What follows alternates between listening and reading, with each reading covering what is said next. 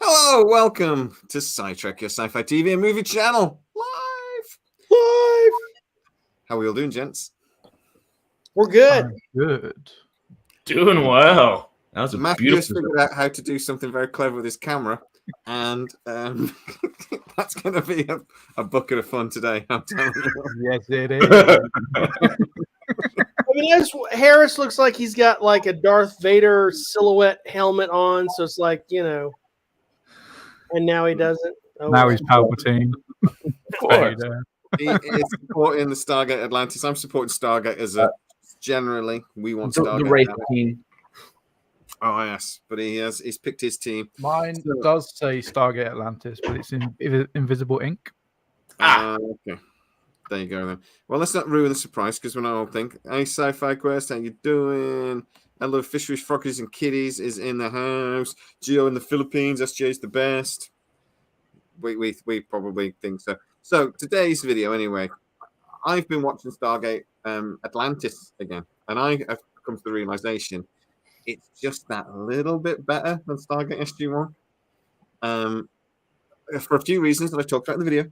But before we get stuck into it, though, what do you guys actually think? I know it's like picking your favorite child. Let's be honest, we shouldn't, but we do. What do you think? Matt? What do you have a preference? I do. Put against your head. What's your favorite? I do. I love SG1 and I love SGU, and SGA for all very different reasons.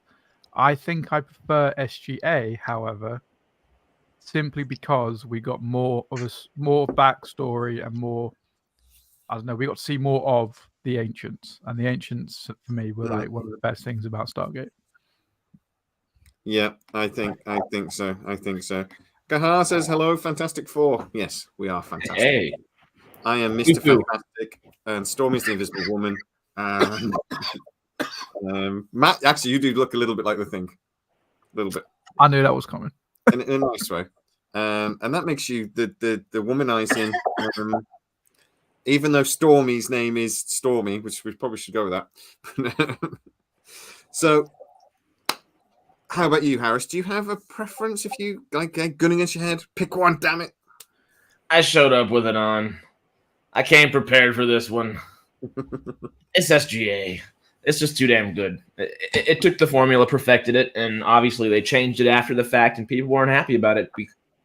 Mostly because I think it was a pretty perfected formula at that point.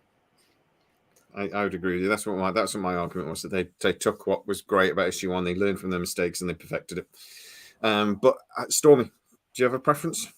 I do.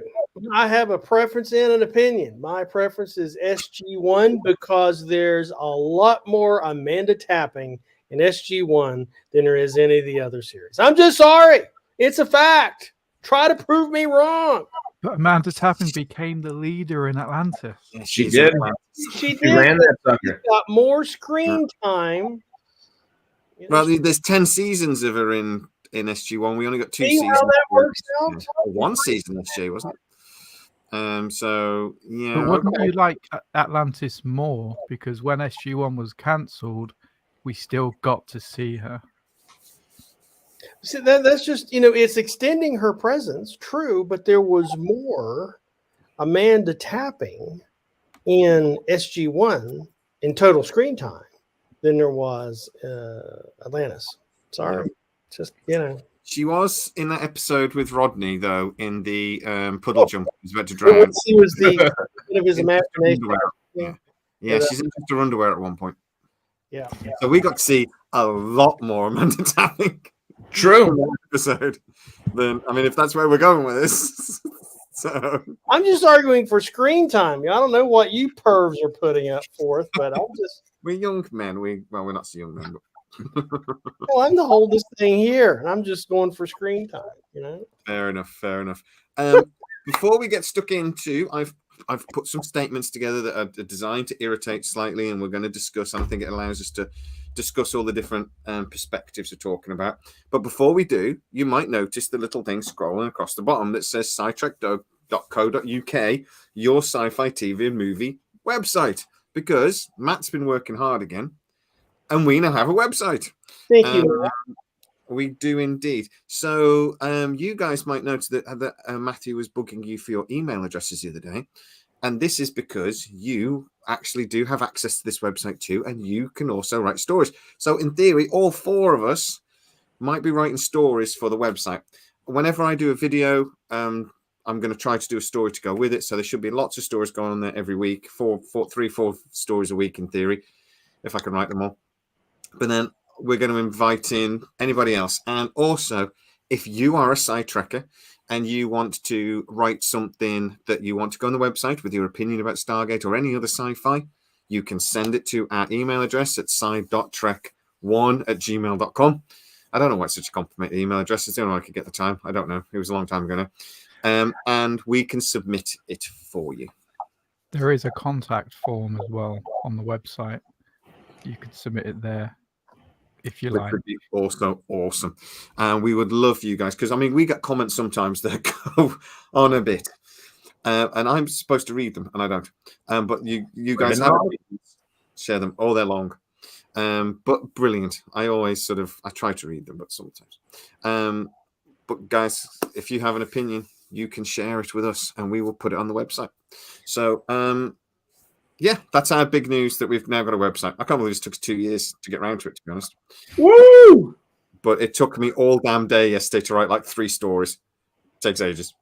But it's good fun, and it's really easy to work. It's a really easy website to use. So yeah, you'll be getting plenty of that. Please go on there, scitrek.co.uk. Damn it. I just saw this there. Beckett died today. In the episode I watched, Carson Beckett died. And I'm up to that. And then and I think I've forgotten the leader's name. Oh, what's her name? What's her name for the first 3 seasons? Lisa. It's gone up my head. Who? Of Stargate Atlantis, the civilian leader. Weird. Weird. Weir's just died. You sure? Yeah, she just took an explosion to the face. So Weird died like 3 times in SGA. Yeah. Yeah, Weird, thank you. So, but she is dead, and that is there you go, scitrek.co.uk. Please go and check it out. Right, so let's get stuck into this. Here we go. Here's the first. SGA had silly space vampire villains that made the Goa'uld look positively sensible. Discuss. They are the most. There's a lot of going on with the Wraith. Yeah. That when you notice it and start thinking about it, it's really distracting. What do you guys think? Are they, out of all of the villains, were they good? Out of all of the villains, they're probably the most terrifying. Yes. Because they're not. They're humanoid, but they're not human, whereas the Goa'uld were aliens inside humans, so they looked human. And then the Ori, they looked human. The replicators, towards the end, looked human. Yeah. This is like one of the only villains that doesn't look human and genuinely looks scary, and I think is a welcome change. The drones were scary. The drone dudes. Yeah. Especially with the masks on, yeah. They were, those guys were kind of, yeah. They all looked like as ripped as Teal'c as well. Yeah. Oh, they were massive. So imagine one of them bowling up to you. She's like, I don't know, in a nightclub. I don't know why you'd be in a nightclub with a Wraith, but like, he's hitting on your missus. You go up to him and you're like, can you please stop? And he just turns around and you're like, sorry, mate, you carry on. And then he puts their hand on your shoulder and you're just like, oh, here we go. This is how it happens. I believe in your culture it's customary to shake hands. That's a good. I love that one. Wraith humor. I love that code. Oh, that's gonna be bad. At the end of the video, we're just gonna be doing that for like 20 minutes. Yeah. How about you, Harris? What do you think as a villain? Were they good? Were they annoying? They're probably my favorite villain in Stargate generally. I understand why we call them and people call them space vampires, but I never really thought of them that way because they're more like human insects. They feel very like they're like a parasite more than a vampire in a lot of ways. So they feel freaking terrifying when you think about them that way. Bugs hiss all the damn time, so it kind of makes sense in that aspect too. But they're spooky. You literally walk up to any single one of them and be absolutely terrified. Where the Gould do kind of have a benefit there, where Miranda Baccarin wasn't a Gould, but one might look like her. One might look like a Hathor. You know, you're not going to be scared at first, and then you're like, oh, maybe I should be scared after a little bit.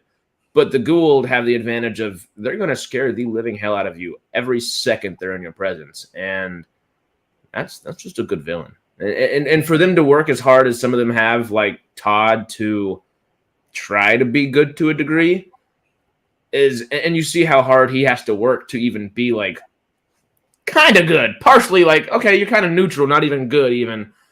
I think that just is inherently a great villain. It took that much just to even get him kind of to equilibrium, kind of.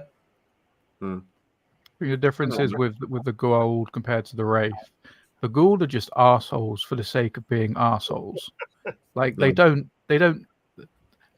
would fine living in their swamp, and then they decided, oh, I'm going to take over this body, and I'm going to take over the galaxy. The difference with the Wraith is they had to do what they did to survive. They couldn't survive without feeding on humans, and that's why they took over the galaxy, so they could farm humans and have a constant food supply. That's what makes them scary. It's not because they want to do what they're doing. It's just an evolutionary thing, and yeah, they're not necessarily evil, but that's one of the things with all of the villains from SGA, and none of them are evil for evil's sake. There's all a reason why they're evil, sort of thing. And go, how about you, Stormy? What do you think about the Wraith as a villain? I thought they were the weakest. They were just, they were kind of their galactic vampiric insectoid kind of things. The villain I thought was the best villain was the Ori, because I think the Ori represented the worst of humanity, and the worst of humanity is pretty shitty. The thing that if you put it in modern parlance, at least here in America, I always kind of see Donald Trump as the Ori, with his little red-hatted Book of Origins running around.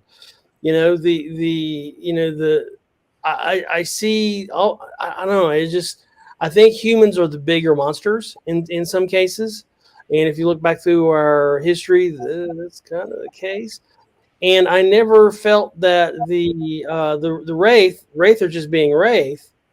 That they're kind of have this hive mind, and so they were never kind of the villain. It seems like because of their biology, they never really had a choice to be something different.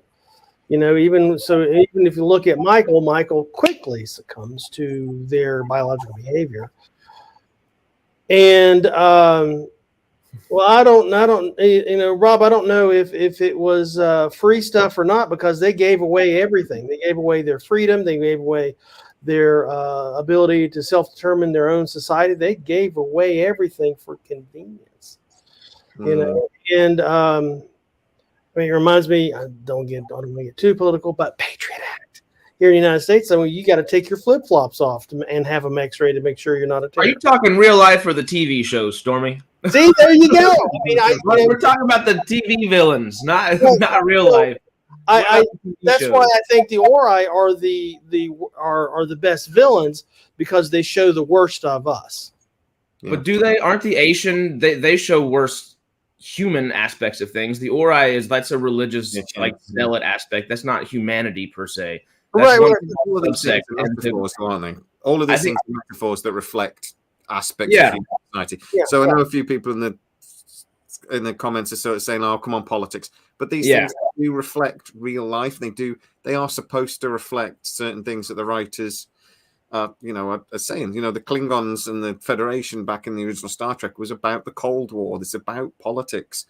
So it's Uhura. Yeah. The Ori are generally the least popular with Gators. They're by far the weakest villains, I think, because of everything that was just laid out. I loved the Ori. I thought the Ori were really good. I thought they were better than the Gould. Yeah, I loved Morena Baccaran. I like them better than I like the Gould, with the exception of Cliff Simon, Baal, and Anubis. I like them too, but with Baal, I think he was like the anti-Gould. He wasn't really the typical Gould.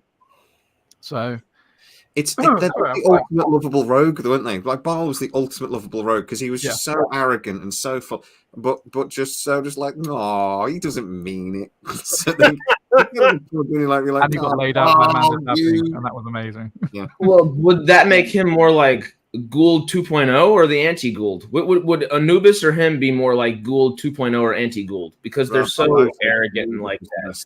Anubis was the best villain for me in Stargate. But like, which one's more Gould like? Super Gould, like so Gould that the Gould was like, you can't do that. That's too Gould. I feel like that's Baal. No, Baal was. Anubis wanted to take over to destroy everything for the sake of destroying everything. Baal wanted to take over because he thought he was a good leader. He thought he could do it properly. Which doesn't that feel like a Gould though? I feel like he just epitomizes a Gould. Baal was so arrogant, he thought he deserved to rule. He was just like, because I'm so much better than everybody else. I deserve. Why aren't I already? You should want me to be in charge. It was almost like when people fought against him, it was sort of like, why? I'm ace. But that's the Gold World in general. They wanted to be worshipped because they were just so amazingly arrogant, which is why they love him. Baal, we've all got at least one mate that's a bit like Baal. That you'd sort of like, oh, he's at it again, for God's sake. Yes. But you're still his mate. I know my mate. I know my one who's a bit of a pain in the ass, and he's always getting us in trouble. And he's my Baal. We've all got one. But you are Baal. I'm not Baal. I'm the guy that's planning. I think Stormy. Who's our Baal then? Not that he's arrogant, but he's the one that gets us into trouble.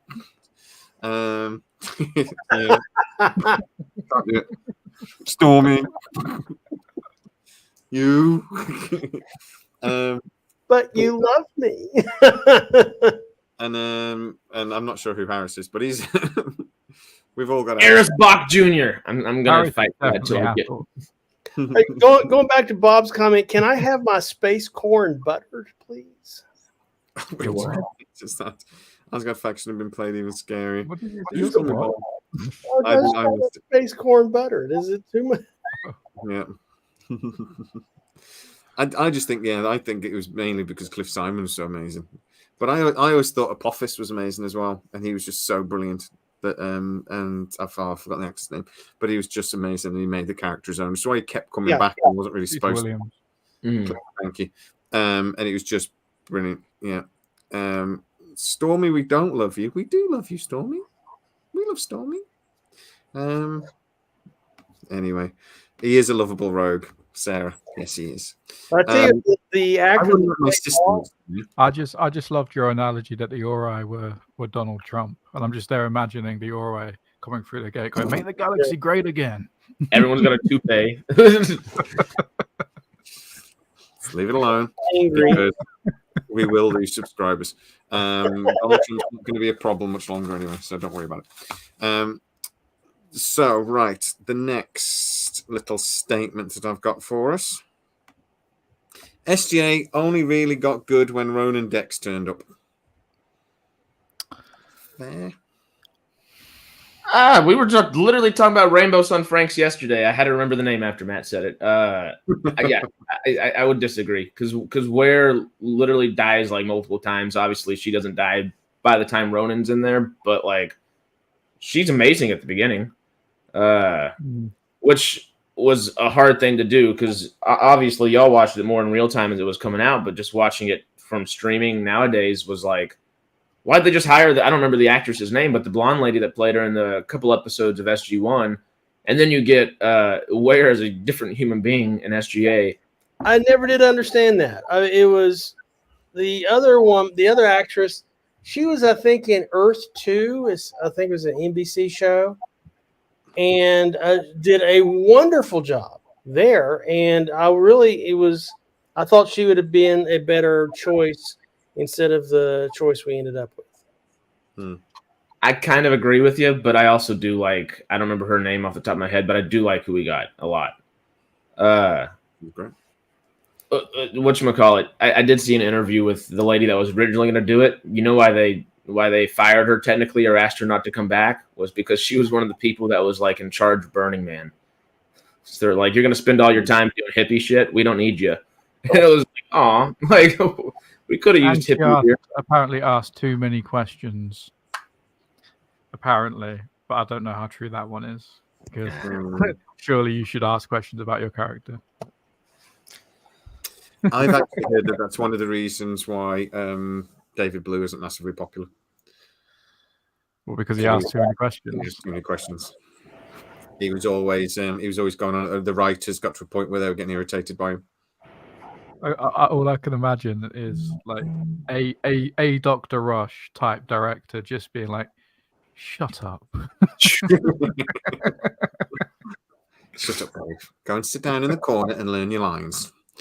But he actually was talking about it in the video that he did, the interview he did on Shuttlepod, how he was always sort of asking questions, and I paused, and I'm there going, yeah, I've been told that's one of the reasons why they couldn't stand you. Yeah, because he kept asking Brad about really, really specific things, and Brad wouldn't tell him anything. Yeah. Yeah. Oh, I think he'd asked Brad where he thinks what's going to happen in season 3, and Brad wouldn't say anything. Because he didn't know. Yes. Yes. Woolsey was the best underrated. What was very underrated. I love Woolsey. I love Robert Picardo. I keep bugging him to see if I can get him to talk to me so I can get him on the channel. But he doesn't respond. But I'm going to keep going. In SG1, he was horrible, and for the first part of SGA. He was that horrible character, but I think SGA redeemed him. Yeah. Redeemed his he was character. supposed to be horrible, wasn't he? He was horribly perfect. Yeah. I just watched the one where the replicators attacked the city. Woolsey and O'Neill are like hiding under the thing. I just love him. I just love him. And we got a double episode of Richard Dean Anderson, which is just perfection. But yeah. So the first season, though, most sci-fi shows struggle in the first season. They have to find their feet. There's characters that aren't quite right, and they have to jig things up a little bit.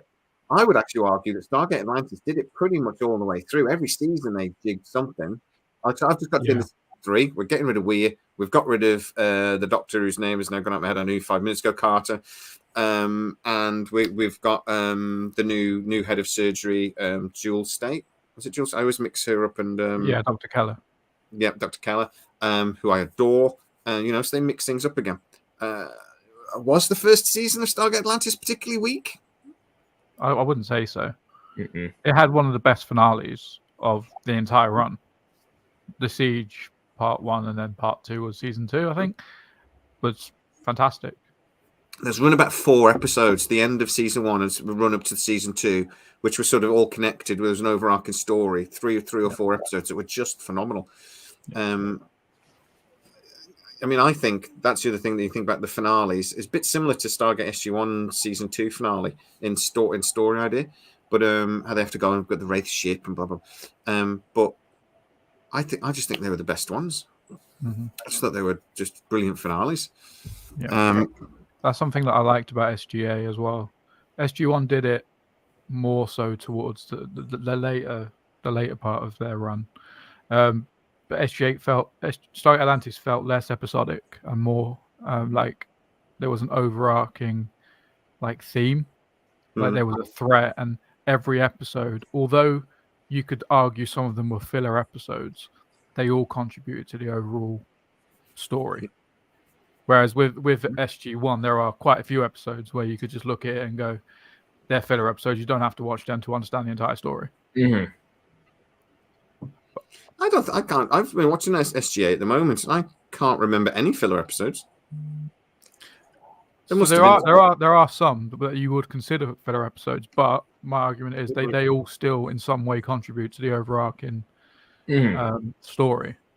So they might not be necessarily on that topic for the entirety, but at some point during the episodes, something will happen which will lead into the next episode and the next episode after that.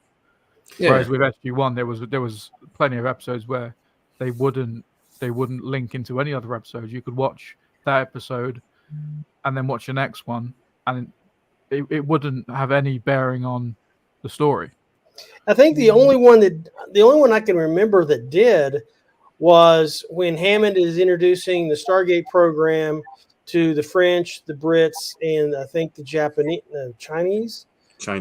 And UN thing. Senator Kinsey comes in, starts, bullshitting, and then Thor comes in, Supreme Commander.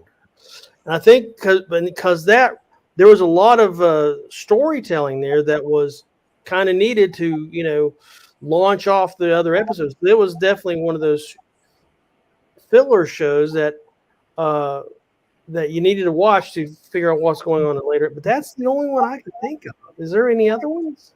There's one with the president as well, wasn't there? With SG1, where the president got briefed. Yeah, and he got his briefing. Mm-hmm. That was just a perfect filler episode. I thought that was just genius. But in SG1, you've got the whole giant alien storyline with Daniel's granddad or uncle. I mean, that is entirely a filler episode. It was a very good story. I really enjoyed it, but we never saw anything else for it ever again. Nowhere. The Nox storyline, to be honest, I would say was a bit of a filler episode because we only ever saw them once or twice after that. We never really saw them again. The cool thing about SG1 fillers, I feel like I wouldn't say, honestly, like a solid third of the show might technically classify as filler. But each and every single one of those episodes typically follows like a really cool concept, either within science or within film.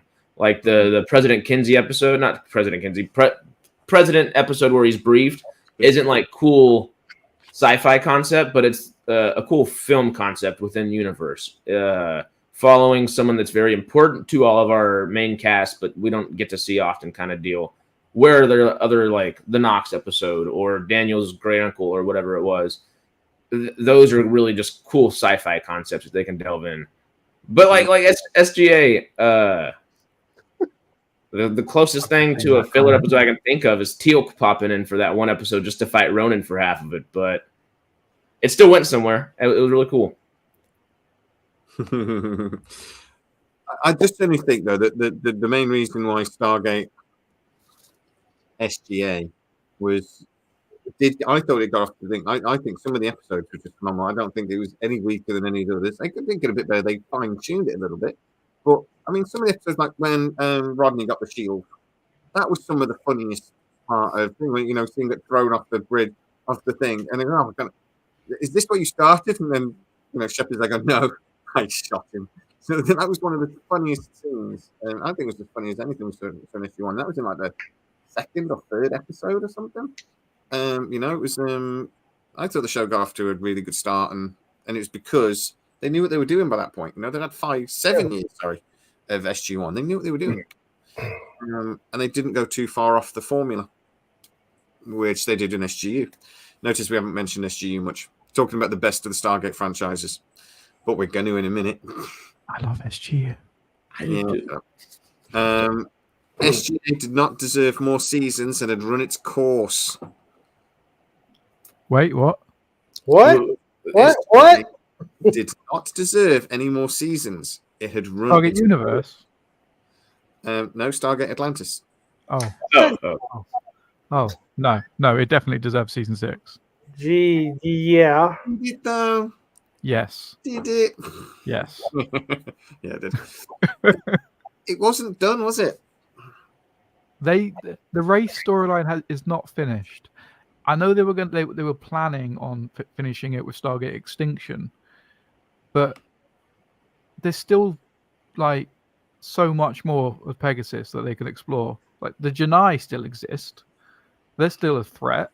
I mean, they're kind of like the Lucian Alliance in the Milky Way, except a little bit more, nice.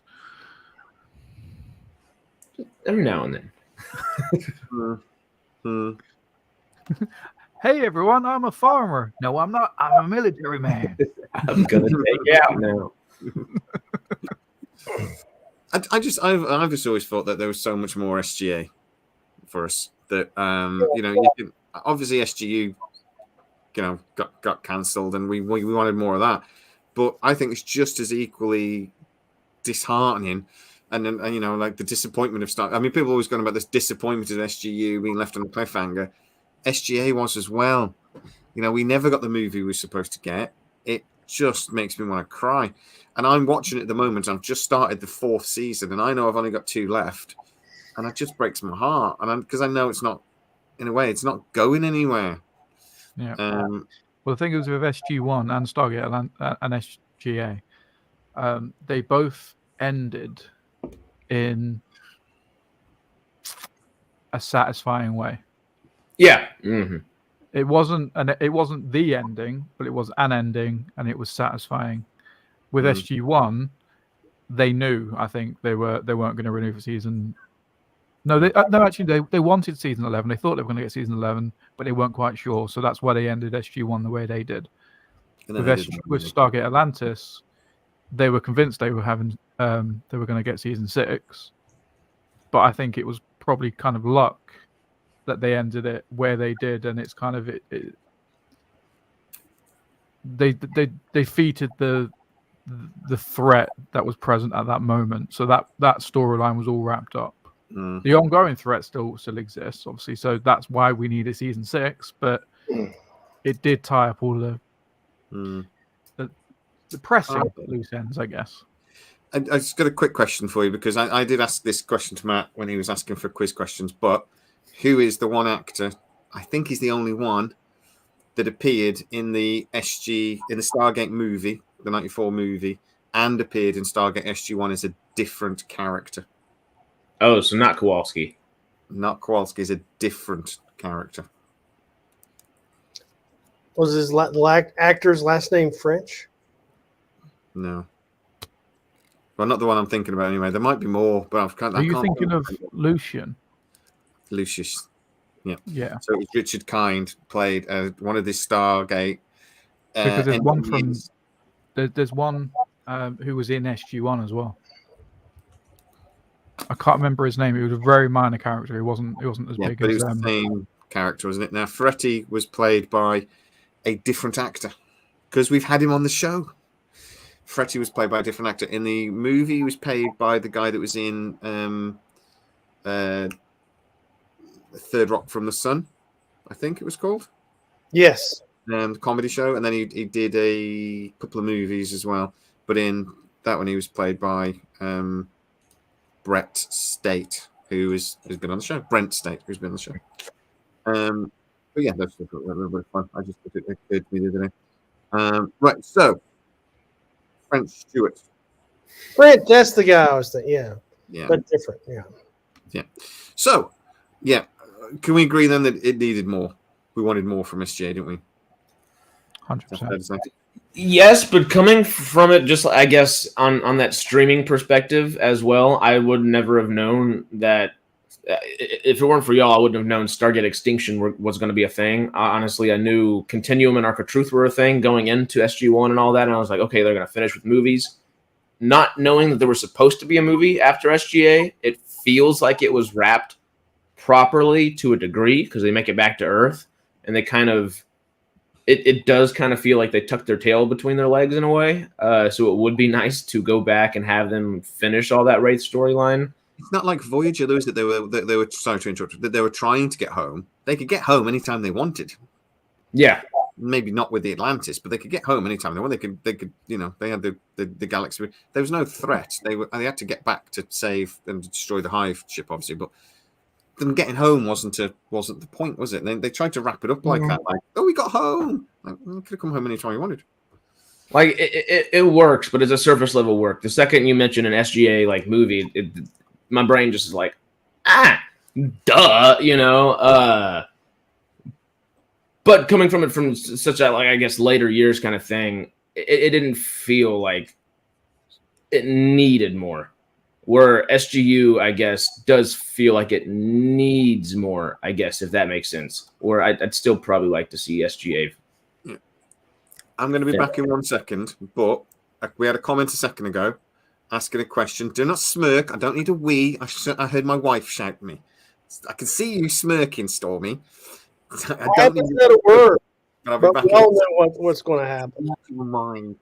I very quietly just tapped the door going, Jamie. I think she needs me for something. But what was the best of the DVD movies? Was it Continuum or Arc of Truth? Because somebody did ask in the thing a second ago. For me, it's Continuum. Because Arc of Truth was very much season 10 part, like season 10 B, I guess. It was literally just a finale.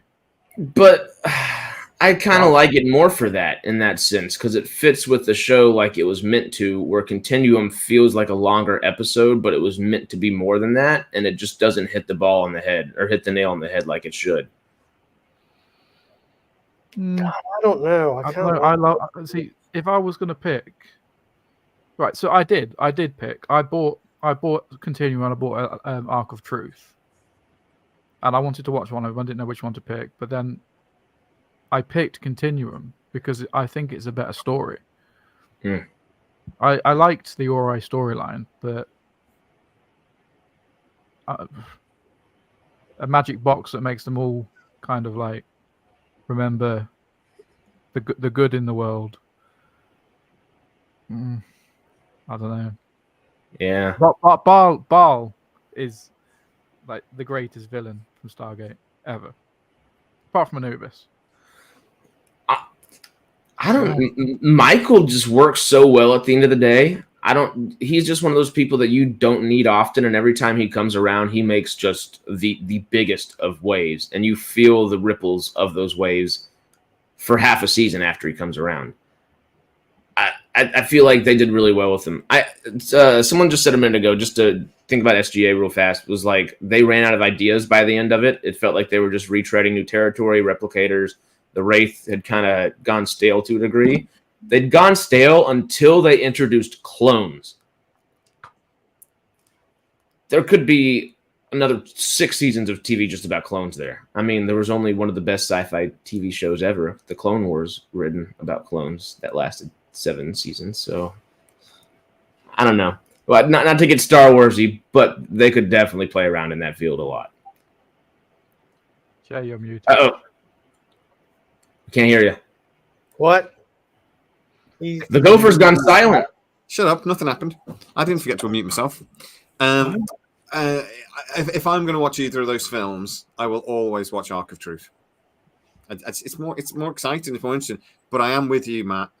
The magic box that tells you see the truth. For one, I would argue, what's the truth? The truth's perspective. The truth has perspectives. What's true for me ain't true for you. I think in reality it was a reprogramming device, and it was programmed with what Merlin or Mirrodin had put in the box, and then it was his truth. Doesn't make it the truth. It was just Merlin's truth. So what's going to happen is the Ori are going to come back at some point, worshipping Merlin. There's going to be people with funny wizards hats and big beards just running around. That look like Stormy. Yes. Loads of little Stormies running around. Danny Gandalf is the second in command. Oh, okay. So I saw that episode of Always Sunny he was in the chess tournament. That fuck was that funny. The slobber erupting out of his mouth. Danny DeVito is the greatest actor on the planet. So good. He was sweating. It was so good. It was the best recommendation ever. So, okay, I'll go watch it. I was fetal. It was so funny. Yeah, and so was Danny DeVito. I could start just crying, laughing right now, just thinking about the moment. The first vibration is the funniest moment of the entire year. It's so good. It looked like he loved it to me. All right. Next question. Yeah. Yes, Matthew. Oh, Jumpers were overpowered. We're talking about something else. We're moving on. The puddle jumpers were overpowered and ridiculous. I want one. I want one as well, but come on. They were seriously overpowered. I don't think they were overpowered in the context of where they were. They were in Atlantis. Atlantis was overpowered, but it wasn't overpowered in the context of the galaxy with the Wraith. I wouldn't say it's overpowered at all. The SG1 was not underpowered. They were just underdeveloped. Like, they literally, the second they even knew of the existence of a puddle jumper, they should have been reverse engineering the technology as much as they could to put it into SG1. Yeah. They had gate ships in SG1, the Jafar one, the one that Teal'c or Braytak or someone had hid in a bush or something. Yeah, and Hammond flew it. Like, if they were gonna, I never understood why they never reverse engineered that, or like started developing something because of that. Or just give them frickin' four-wheelers. Something. An ATV. Anything. Every experiment is walking distance. Like every mission's walking distance. Just like, for God's sake. I just thought they were seriously overpowered, like, because they were supposed to be a shuttle, but then they've got the drone weapons on board, and maybe it was the drone weapons that are overpowered, because you could take out anything with those things. But only so few people can actually use them. And or even fly the thing, Yeah, they were awesome. So they were. I just thought they were really over. And then they cloaked, and then they had a time machine one, and then they had the. I just thought they were overpowered. But then they had that one episode where one was shot down by somebody with a catapult. Basically, it wasn't a catapult, but virtually. So maybe they weren't as overpowered, but. Well, they survived the deep water better than Ocean Gate. Mm-hmm. Yeah, they did. They did. Ish. Well, it leaked. It leaked. It did not explode. Samantha Carter had help in that one. See, and panties. So there you go. Yeah, exactly. Gate ships. Sorry, puddle jumpers, gate ships. Puddle jumpers is such a clever name as well. I'm going to ask Brad Wright one day who thought of that, because it's genius. Such a clever name. I hope it was just Joe Flanagan, like, on the spot. Your argument about the drones with the puddle jumpers, they could only store 12. Did you look that up? I did. I just looked it up because I'm like, I can't remember. Yeah, it doesn't. Yeah. But they could only store 12, which evens it out, I guess. That limits you, like, big time, yeah. Yeah, you'd have to be a bit more strategic. 2 6-shooters, basically, is all you got. In space, you have to hit someone with. You have 2 6-shooters, and that's all your defense in space. The vast, wide openness of space. Good thing they're drones. I think Trey Bone has a good point. Is it me, or did they really never achieve their main goal of getting tech to defend Earth? Well, I think they maybe not have gotten the tech that they wanted to defend Earth. They just kept wiping out the enemies of Earth, or would-be enemies. They just kept it. They expanded the influence of power of Earth to the point that there was really nobody left to need the weapons to defend Earth. We got some stats. And we've always got, because then they had to go to the Pegasus Galaxy and then deal with all that crap. And then when they dealt with all that crap, well, let's go SGU to figure out what happened to the ancients and go see where this ship's going. And wait, that gate went to a ship. We're on a ship, and okay, we're running out of air. And so, yeah, I mean, it's just I don't think, in Hammond's worldview, we never got the weapons to defend Earth. We just kept pushing the boundary of influence of Earth out to where we just kind of run out of enemies. Well, we were gods by the end of it. Yeah. I feel like we negotiated for our technology at the end of the day more so than adventured and found it. But good point, Trey. Good point, Trey. Very good point. So, next, SG1 had more interesting characters and stories. Do you think the characters from SG1 were more interesting than the ones from SGA? I love them to death, but no. I don't know if I'd say they were more interesting, but there are more instances in SG1 than there are in SGA. It's simply just because there was more of SG1. Yeah, you're right. There's more entanglements of us learning to walk and then, learning to run in SG1. And by the time we got to Atlantis, a lot of that, we had already been worked out. But in terms of characters, I think Rodney, the actor got so much more opportunity to play that character to the hilt. But I think, I think Matt's right. It's just because we had Kinsey, we had the political angle of Kinsey administration, we had the NIA, we had all of the batches of different people trying to pull the strings on the program, and so because we were learning to walk with it. This wasn't something we discovered a new, faster jet engine. Or a more powerful rocket. This was a whole different thing that came with cultural and scientific challenges to Earth. And I don't think that could be replicated because we had it all sorted out by the time we went to Atlantis or SGU.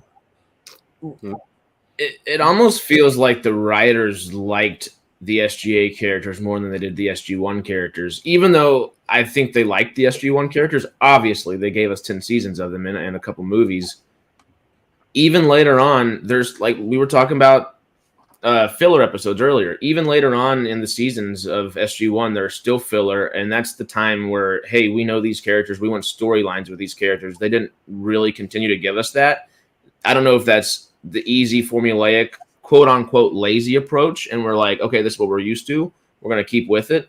But in SGA, they gave those characters room to breathe, and it was, I think, way better for it. Does that make sense? Well, I think We're doing that.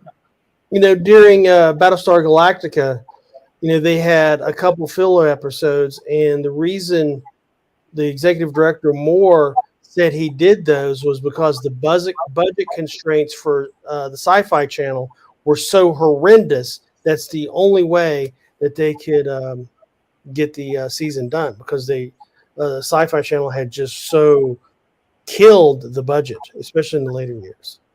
Later. So I'm just wondering if that also happened with SG1 or SGA or Universe. Because, Stargate Atlantis, that was still a hit, and they canceled it. It was budget, yeah. It was, well, according to Joe Flanagan, and I agree with him, he basically said the SGA got cancelled simply because they wanted to do something different, because they thought it would have more impact. They wanted to do something new, and another series of SGA just didn't have the impact. So they said, well, we're going to end SGA and we're going to have something new because they'll have more impact, and that would make more money. And that was as simple as that.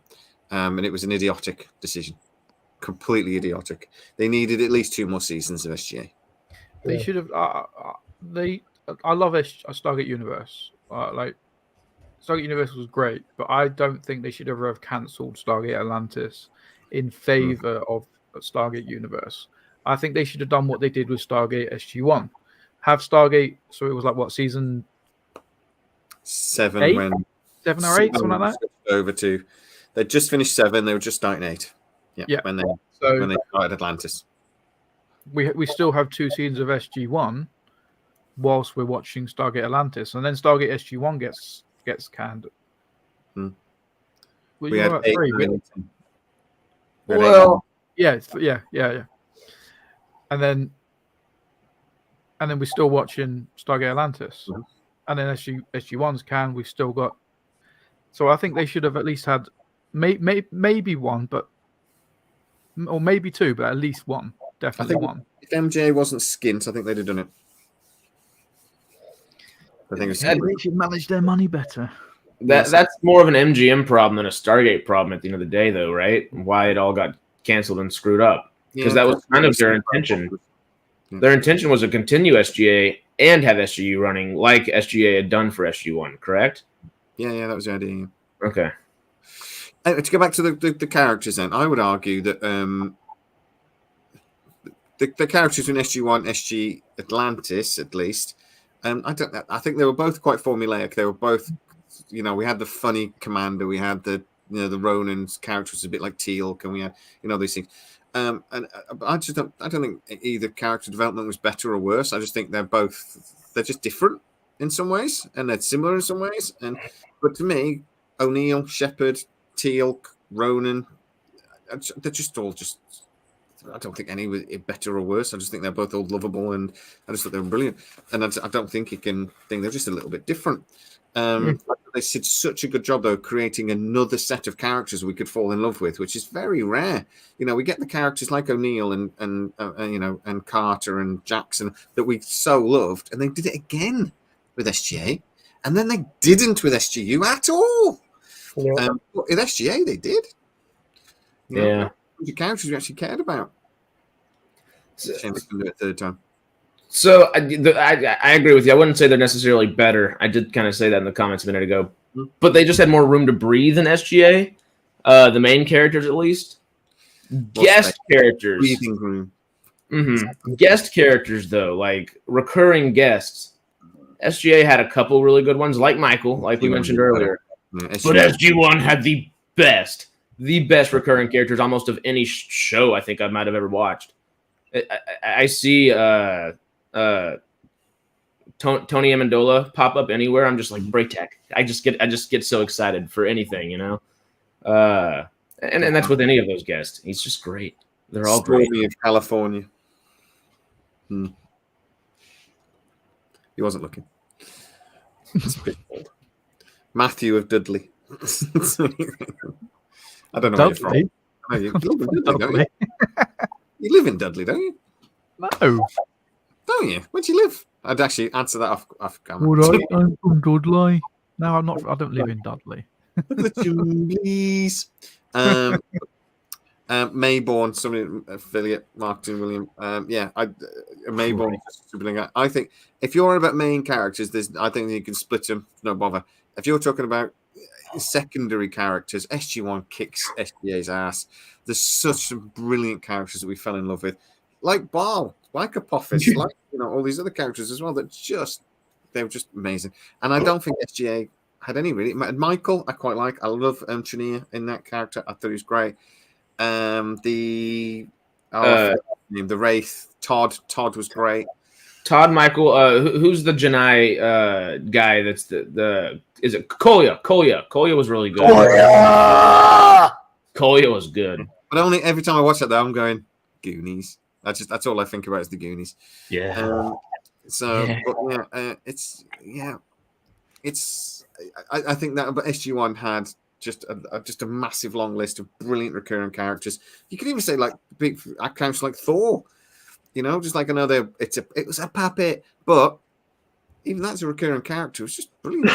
Well, I'm glad you said that because I was thinking about the Unis. I mean, they only did a couple episodes of that, but the Unises that we got like multiple appearances of, those were great too. Literally any of those small characters that SG1 put forward were just great. Yeah, Cole Meany was brilliant in that as well in SGA, sorry, just fantastic as a Janai. Was. Right. Love him so much. Okay, then here they go. And here's a controversial one. SG1 was funnier. I think SG1 had the funniest episode of any sci-fi episode I've ever seen. I just think it did. The one where they go in the Groundhog Day episode. The time travel one to 69? No, I never. I was not a big fan of 1969. No, that always comes up as like top 10. Window of Opportunity you're on about? Window of Opportunity. I think that is the funniest episode of sci-fi ever. I mean, that is a laugh out loud. You get a lot of sci-fi. They're sort of like, but you don't get a lot of sci-fi episodes that are probably like, go breathe. I pause it while I just sort of laughing your ass off, sort of thing. Window of Opportunity makes me laugh my ass off every time I watch it. It just does. And I don't think. But was SGA funny? I think SGA was funnier more consistently. Oh yeah. Backswing. Yeah. So SG1 was funny in parts, largely due to Jack O'Neill. But I think a lot of them in SGA were funny. Shepard was funny. Rodney was funny when he didn't need to be funny. It was Shepard bouncing off Shepard, Ronan, and Rodney bouncing off each other was always hilarious. Even Taylor and Shepard's chemistry was quite funny in certain scenarios. I just think SGA was funnier more. Rodney and Beckett, Rodney and Zelenka. I mean, they just had. It was great. Yeah, Rodney was you would punch Rodney, but I loved him. Shepard in the same way, you wouldn't punch him necessarily, but he would be just as funny, like, and have those same ancillary characters to go jump back and forth to. It was just just watch the one with the yes, Rodney, I shot you, and I said I'm sorry. It's like it's so funny. Shot me as well. I'm sorry, I shot everyone. It's just brilliant. It's so good. But like I said, with the shields, with the human shield, he pushed it off because I shot him first. They were like, I remember that I've got two brothers, and we used to just pick on each other constantly. But I just imagine that's what it was. They're like family, just bullying each other, and they don't act like they like each other very much. There's a video on YouTube. Ronan, when what? Sorry. There's a video on YouTube. It's called like Space Goofs or something like that, and it's dedicated to them too. It's really good. Yeah, I said that. Yeah. I'd also love like Ronan though, when they did the episode when Rodney got superpowers and he starts going and like stealing people's donuts and things. And he says to the doctor and that you couldn't stop me from leaving anyway. And Ronan is because I can. And he goes, oh yeah. Oh, okay, yeah. Like back, and then you can be my back. You can be my we could be like Batman and Ronan, and it'd be more like Fat Man and Ronan. And you keep they're just brilliant. They're constantly on each other, and I just like Ronan particularly was really funny. Just with like, I don't want it in the background. It'd always be like that little comment at the end of something's going on, and Ronan would be like, no, I don't want it, and it's just funny. They feel more familial in that way, where I understand SG1 is such a family, but it's I think the difference was everyone on Atlantis kind of got to choose if they were going to be on Atlantis. So they were like, okay, well now we got to find friends. We've got to find people that we can hang out with, that we'll enjoy. Where SG1, they're literally all forced to be there in a way. The only one that's choosing to be there is Teal'c by technicality. Yeah. So they do learn to love each other over time, and they are a family by the end of it. But it's rocky every now and then, and it takes a little bit. Where SGA, the chosen family. They're trapped on Atlantis. They have to love each other. It's Stockholm Syndrome. Okay. Yeah, they all have to love Weir because she's captured them. But yeah, I actually think, even though SG1 had the funniest episode, SGA was funnier. I think SGA was consistently funny, and I keep saying to you guys as well, like when you see gritty dramas and they're not funny, I always think, well, that's not very realistic, because generally speaking, I know me, the more stressful a situation, the more stupid the humor gets, and that's why I always thought Anil was actually so realistic, because you do crack stupid jokes when when you're stressed and when you're scared and when and it did the same in SGA, and I just thought I just loved it. Petulant. Tuna. I'm thinking it's one of the reasons why, even to this day, Firefly is beloved by everybody, because it was an action show with lots of really well-written humor, and the actors just really delivered. Yeah. And like I say, but it was natural humor. It wasn't jokes, sort of thing. It was natural humor. I could see somebody going like "You shot me" thing. You shot me. I'm sorry. That was. I could so see that, like soldiers or something, and the soldier accidentally clips one. And like, oh, God damn it, you shot me, man. And it was like, look, I'm sorry. He said, I'm sorry. I could so see people saying it, and that's why it's so funny, because it was written so believably, sort of thing. Right, it's the last one, and we're hitting an hour. I promised my wife I'd be off by 7:30. So the last one. SGU was better than both anyway, so sit down. I can't even agree with this one, because it wasn't. Some people genuinely think Stargate Universe is not just the best of the Stargate. They think it's the best sci-fi show ever made. And then I'm not going to tell anybody that their opinion's wrong except for this one because that. But no, I'm not going to tell anyone. I'm joking. No one's opinion is wrong on this. Universe is good. If you like Stargate, it's Stargate and it's good.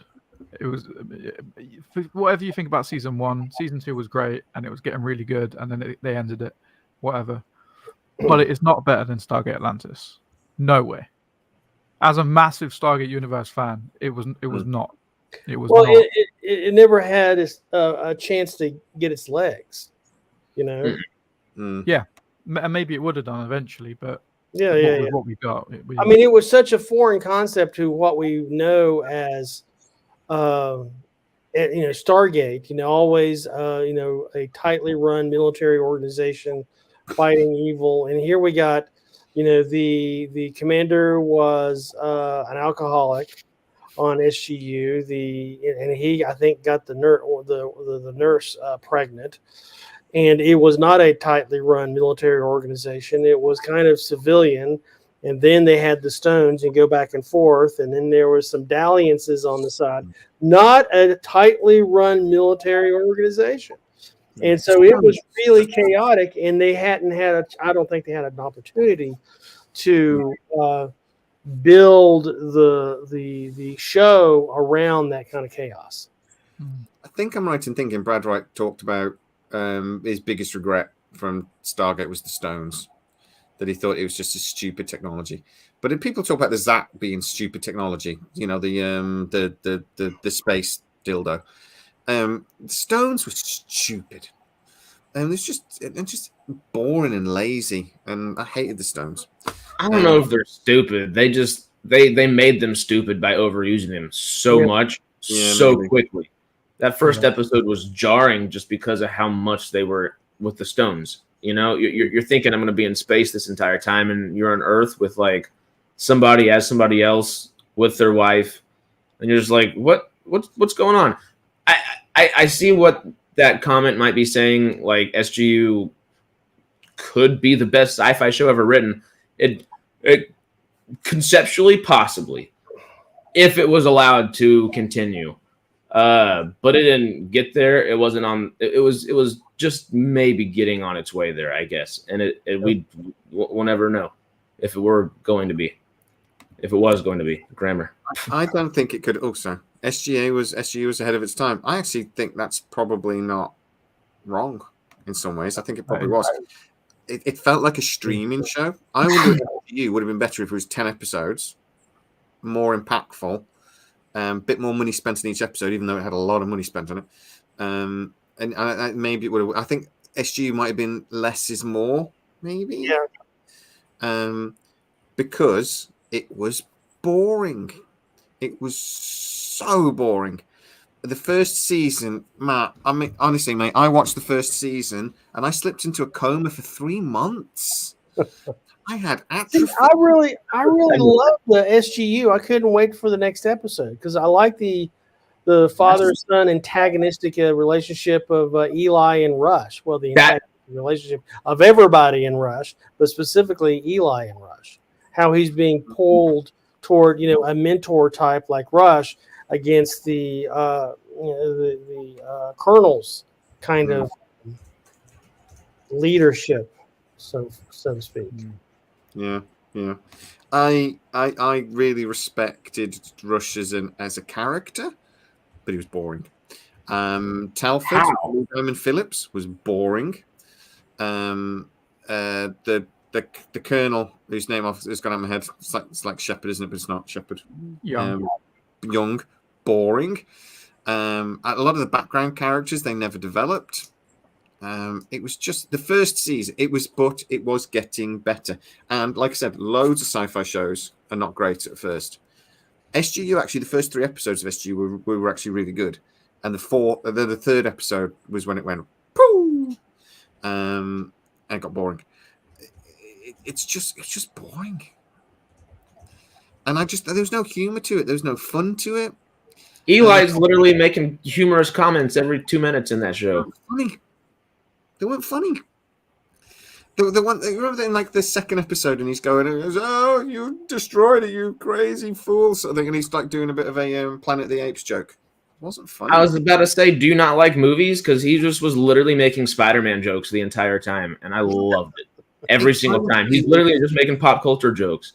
I would say he was making pop culture references. I don't think they were jokes because it just didn't tickle my, funny bone.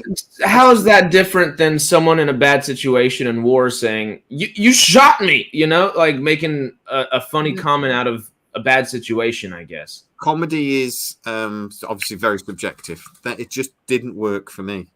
It's just like a different comedian. I just didn't get it. That's because you were in a coma for 3 months and it was canceled when you woke up. Because I fell asleep. I kept nodding off. Have they won yet? Has the bad guys won yet? What happened? Ending credits again. Damn it! I look, and I'm only comparing this though to SG1 and SGA. SGU is still better than 90% of the sci-fi out there, and it's still Stargate. And I would actually put it up against any Star Trek series, and it's still brilliant, and I still love it. But compared to SG1 and SGA, it was boring. It was up its own arse. It was way too serious. And I actually conceptually didn't think it was a very good idea. See, who was it in the comments that was... Oh, yeah, Trekgate, he said, the worst moment in SGU was Rush and Young fighting and leaving Rush stranded. I thought that was the best shit ever. Young being so sick of Rush's shit. Well, you're just staying here, dumbass. And he just leaves him on the planet. I thought it was just wonderful. And then he comes back and he has no idea what to do. Yeah. I thought it was great. Young is one of those people that like that first season when I was watching, I was just like, I was kind of with you, Jamie. I was like, this guy's boring. This guy's like kind of like, what's going on with him? But by the time the Rush episode happened and you just kind of continue that character development, I haven't loved to hate somebody that much since like Darth Maul. Like it was so much fun to hate Colonel Young, where Telford was kind of a boring character. Super well acted. Lou Diamond Phillips is one of my favorite actors. Love the guy. Perfectly acted, but the character was boring because it relied on Young until it got to season 2. And then, damn, keep it coming. I do. It was getting better in season 2. The drama was more interesting. It was still boring, but the drama was way more interesting, and it was dramatic. That's what I think. I think SG1 and SGA were entertaining.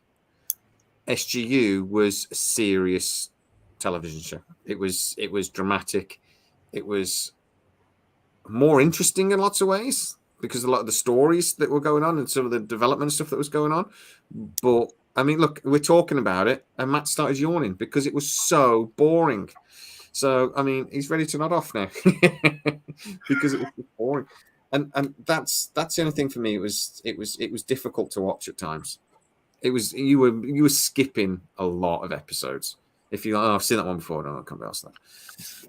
Obviously, they were trying to do something very different. So, yeah, and I think it heralded in a new era of television. Whether it was the end of an old one and bringing in, like, literally Game of Thrones feels like SGU in some ways. The Expanse feels like SGU. It was ahead of its time, definitely. I don't know. I wish we were allowed to do something more. I just think 10 episodes on a streaming service, that show would have got easily 7 seasons, easily. Yeah. It was because it was, and I think it would have been better because, like I said, I think it would have been more focused. I think it would have been a little bit more boiled down. They wouldn't have had to try to fill quite so much time, and they could have. I think it would have been a much better show for it. I think less would have been much more with SGU if it had switched over. It's almost like if they'd have done 2 more seasons of Atlantis and then done SGU on Netflix, because the timing would have been better, would have been about right for it. We'd have got a better show. Oh, big time. That's just. But I might be wrong. But I mean, that's how I feel. It's a shame that. I think you're perfectly right. Hindsight is 20/20, and that sounds about right. It's like it would have been nice. Anyway, that's our thing. So just to think, I think we all agree then, other than Stormy, who is incorrect in this one, that SGA was just a little bit better than SG1. They perfected it, and if you watch them now, I just think it's a little bit more watchable. for me. Lack of Amanda tapping. But watch them all. It's not SGA versus Yes, watch them SGU all. versus SG1. This It's is all a big literally- family. Yeah, this is Yeah, I mean, literally we're all, picking your the favorite four child. of us. Yeah, the four of us. We're just bitching about really, really minutia, fine points of 3 different shows and a couple of TV movies that were all really well done. You know, we're in minutia. I mean, Stargate Infinity. What are you talking about, Matt? Infinity. 5, then in that case, Origins. And That was another movie, though. Origins is a web series. Yeah, but then they compiled it into a movie. Yeah. Yeah, okay. That's the best way to watch it. Yeah, it is by far the best way to watch it. I will quote the great gopher above me right quick from a shuttle pod podcast or shuttle pod show, or not when you were interviewing the shuttle pod show, because when y'all were talking Star Trek and you said the only reason I'm like talking so nitpicky is because I absolutely adore like each and every single one of these shows and every single episode, yada yada, and that's why I like to get nitpicky about it. That's what we're doing. That's what we're doing with Stargate. Because I love it so much. If I didn't love it, I wouldn't care. We just want an excuse to talk about Stargate. That's all it is. Yeah, it's just an excuse to talk about Stargate. That's why I get really annoyed with people that go, stop being so negative about Star Trek. I'm like, no, I'm negative about it because I love it and I'm disappointed. If I didn't love it, I wouldn't care. So, I mean, I wouldn't be talking about it. But yeah, this was just a your 3 favorite kids and you got to pick one. That's that scenario, and just so the other 2. Yeah, it's tough. Yeah. Realistically, would the favorite kid ever be the middle kid? I'm the middle child. Calm down. All right, let's step away from that comment. I'm loving it. No, then. Yeah, no, it wasn't that. My little brother's favorite. We have all been weird Stockholm syndrome on Atlantis with Jamie here. It's my mom's not. My mom doesn't even try to hide the fact that my little brother's her favorite. Hide it at all. She'll quietly say, "No, she says he's my baby," and that justifies it. It's like, stop favoriting him. Look at him, Mom. Anyway. This is going to turn into a counseling session if we're not careful. Because I have full-blown child syndrome in lots of ways. So, yeah, that's that. We're done. Stargate was amazing. We love all Stargate. And that's it. End the conversation. So, before we go, we've got about 10 minutes. So, we've got we've got probably 4 or 5 minutes for whatever Stormy thinks up at the end to annoy me with. I've got to be off by 7:30, though. So, don't mess with me today, Stormy. I'm telling you, don't mess with me. My wife has already gone, you won't be. And I'm like, no, I will. So, what we've been watching this week, guys. If you talk about Ashoka, though, I'm going to bed. I tried to watch it last night. I'm still watching Walking Dead. I'm on season 7. I'm absolutely loving it. Negan is a good character. Wonderfully horrible. Yeah, I love him. I love the actor. He's just sliced open. Well, no, there was a couple of episodes ago now. He sliced open the belly of a particular person. I'm not going to spoil it for anyone who hasn't seen it, but it rhymes with Benser, and he just delivered one of the best lines ever. And it was, "You got no guts," and then he goes, "Oh, silly me! They were inside you the whole time. How wrong was I?" He's brilliant, wasn't he? That's when that series got really, really good. It got freaky good when that was in. How about what you guys watching at the moment? Yes, please. Let's see. Since I've been moving these last couple weeks, the only thing I've really had an opportunity to watch is the last 3 episodes of Foundation. I plowed through those last night, and it continues to be really good.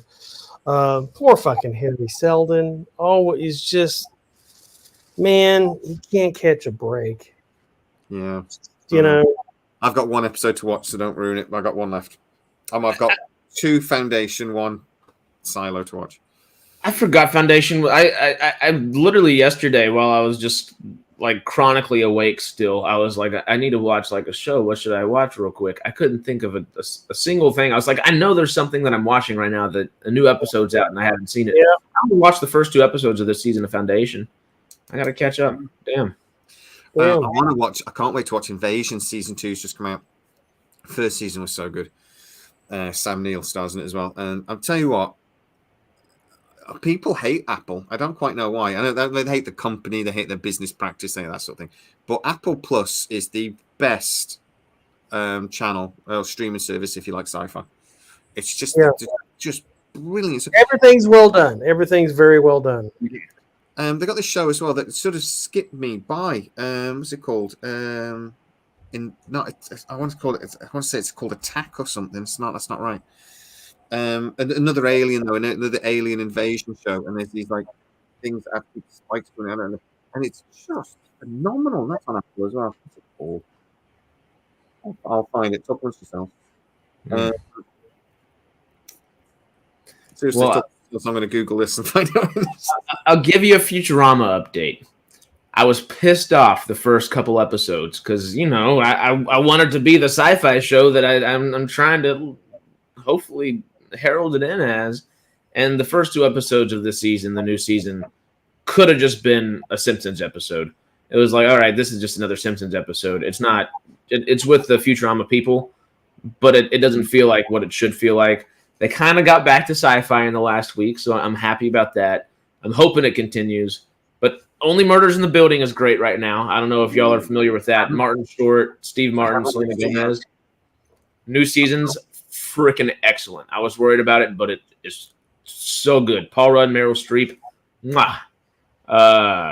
And then What We Do in the Shadows is hilarious as always. I don't know if y'all know that, but funny vampire stuff is great. The black and white looks beautifully terrifying, Matt.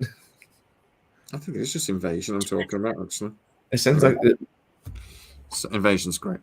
Yeah, I haven't watched any Futurama, and I haven't watched any of Thing in the Buildings yet. It's crap. Mate, I'm not watching it. I don't watch The Simpsons anymore either for the same reason. It's not crap, but I've just watched them all this night. No. What have I been watching? I'm just watching Stargate Atlantis. I'm on season. I'm just kicking into season 4, and I'm just loving it. I'd forgotten it. It's like watching it all again because it's been so long since I watched it. It's like watching it all new. So it's just great. I'm remembering the odd episode here and there, but there's so many episodes I've forgotten all about. I just love it. So I'm just watching that. And part about a rewatch is remembering all the old episodes that you just for some reason forgotten all about. Or I remember. I vaguely remember what happens, but I'm like, I can't remember how they get there. So it's like, it's just great. Love it. So that's all I'm watching at the moment. It's just like I always loved that episode where there was essentially another Atlantis, which was overgrown with weeds and all like trees and that. I think it was called The Tower. I'm sure that's what the episode was called. And it was essentially another city ship, but this man just took it over as king. Yeah. They never did anything else with that though. And then the replicators had a couple of Atlantises, and they were just kind of let's blow them Makes up. you think, how many other Atlantises are there in the Pegasus that they don't know about? Yeah, exactly. I did watch the first episode of Ashoka, Harris, because you told me to. Wasted. That was a waste of my time. How so? I didn't know what the hell was going on. Is that really? I did. And honestly, and the bit that I did understand, I didn't care about, and that might be because I don't like Star Wars, possibly. I know. Could be. But I tried to watch it. It's just I struggle with Mandalorian, and I actually enjoy Mandalorian, and I struggle with that. It was so slow. Does it pick up at any point? What, Mando or Ahsoka? Ashoka. So, I mean, there's only one other episode so far, and yeah, it picked up. Oh god! So, if I watch it again and it's crap, do I get to punch you in the nuts?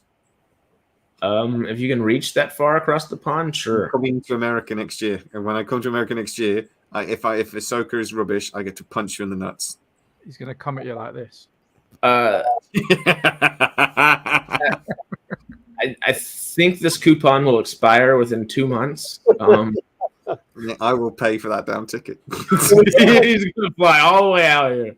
Can we get that to Groupon? That would be fun. Drive over, punch in the nuts, go get on the plane. I'll be back at work Monday morning. No bother.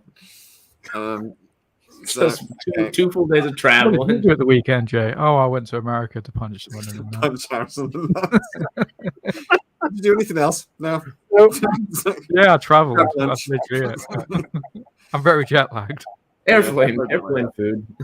Yeah, you wouldn't get jet lag though, would you? It's like 8-hour flight, punch him in the nuts, go back, 8-hour flight. That's a day. That's like 20-hour day. It's a 20-hour day. It's a long day, but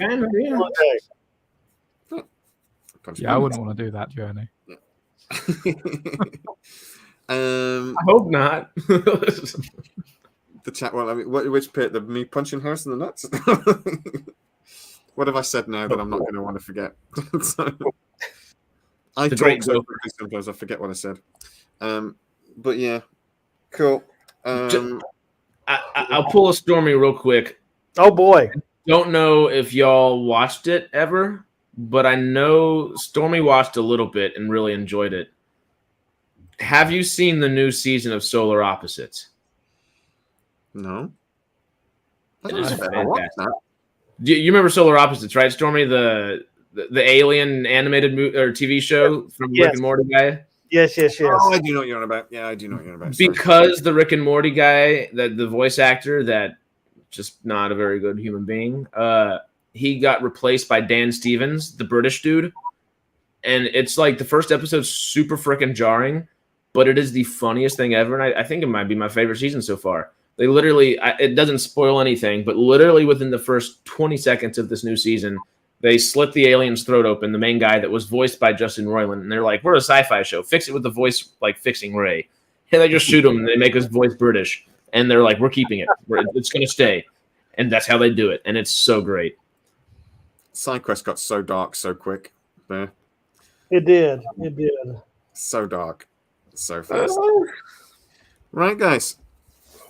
Thank you so much. It's been a brilliant chat as always. We've covered lots of areas, including some areas which we hadn't, but we got there.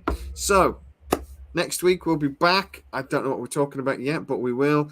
Everybody go and check out the website, because that was basically my entire day yesterday writing those. And if the grammar's not very good, I don't care. Leave your comments to yourself. I've got dyslexia, so leave me alone. And it's Matt's fault anyway, because he's supposed to proofread. So, which is probably no. I gave you a login so you could do it yourself. You posted them yourself. Can you proofread them? Oh, also, I'll tell you, you can schedule posts. So I'll show you how to do that. I need to do that actually, because I've got one tomorrow that I'm going to write in the morning, but I need to schedule it for after. I noticed you posted like 5 all at once. Yeah, I know. But I won't be doing. I was catching up. So, but now I won't be. Now I'll be doing on.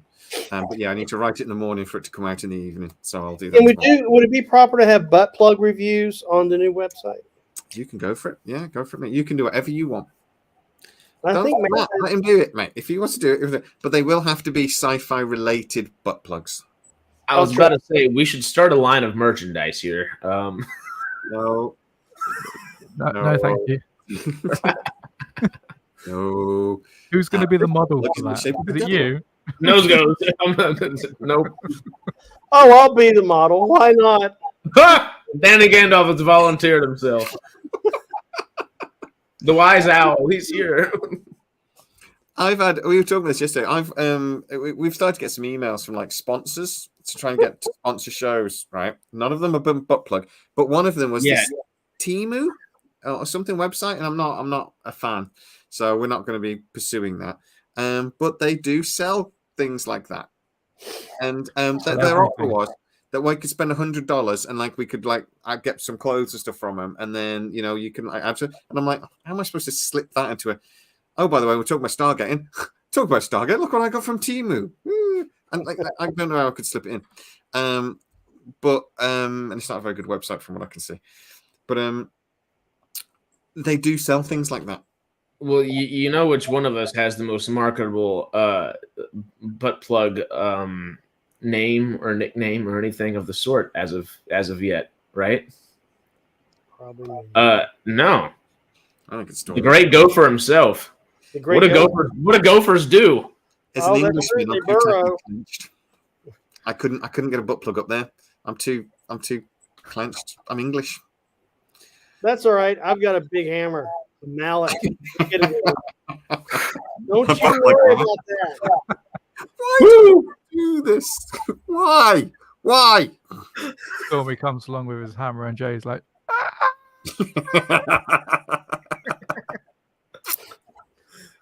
Mike Wright had a good idea. Stormy can do the Temu advertisements. He can just slip it in. Why do we do this to ourselves? Puddle jumper butt plug. Through the gate. Hey, Through the Orifice. one more jump for the old that's orifice. just brilliant. The old orifice. Brilliant in so many wrong ways. Oh, Great dear. Gophers puddle jumper. It's Fax hammer. platinum edition. Dear God. It's gonna be great. Right. We're done. So thank you so Jamie's much. wife on the other side of the door. What are they talking about? Yeah, my wife's going to be wondering. But anyway, we are Jack out of Cameron. here. No more. Stop it. So, Oh, guys, have a lovely week. Everybody in the comments, thank you so much again for joining us. You've been amazing as always. And also, you can have a lovely week too if you'd like. I'm back to work on Tuesday after 2 weeks off. So I'm probably going to do a live on Wednesday, and it'll be me crying because I'm back to work and post-holiday blues. So come and join us for that. No idea what I'm going to be talking about, but I'll be live on Wednesday. Guys, thank you so much. Thank you. bye guys. Thank you for Bye, coming. everybody. Bye-bye, everybody. Adios.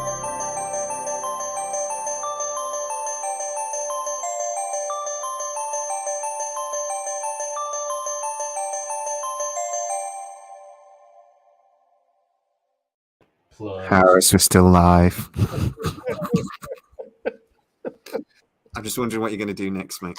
It's supposed to be brief, but I decided this last week I was going to hold on. So, Is this a bad time to start talking about the cock rings of Chulok? goodbye.